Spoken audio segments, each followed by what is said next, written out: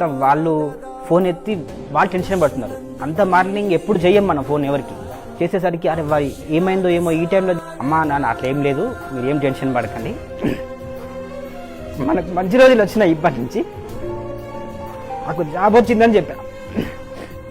అసలు వాళ్ళు ఎంత ఏడుస్తున్నారంటే నేను ఇక్కడ ఏడుస్తున్నా, వాళ్ళు అక్కడ ఏడుస్తున్నారు. అది బాధతో వచ్చింది కాదు సార్. అసలు ఆ సంతోషాన్ని ఎక్స్ప్లెయిన్ చేయలేము. మనకు మంచి రోజులు వచ్చినాయి, ఇప్పటి నుంచి నాకు జాబ్ వచ్చిందని చెప్పా. అసలు వాళ్ళు ఎంత ఏడుస్తున్నారంటే నేను ఇక్కడ ఏడుస్తున్నా, వాళ్ళు అక్కడ ఏడుస్తున్నారు. అది బాధతో వచ్చింది కాదు సార్. అసలు ఆ సంతోషాన్ని ఎక్స్ప్లెయిన్ చేయలేము. ఒకేసారి 3 ప్రభుత్వ ఉద్యోగాలు సంపాదించారు ప్రవీణ్ కుమార్. జూనియర్ లెక్చరర్తో పాటు పీజీటీ, టీజీటీ ఉద్యోగాలు ఆయనకొచ్చాయి.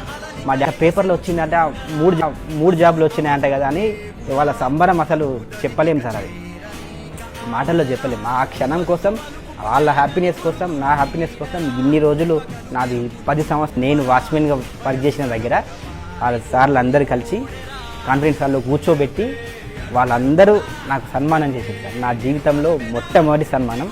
అసలు నాకు చాలా హ్యాపీ అనిపించింది.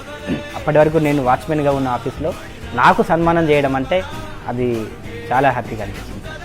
టీచర్గా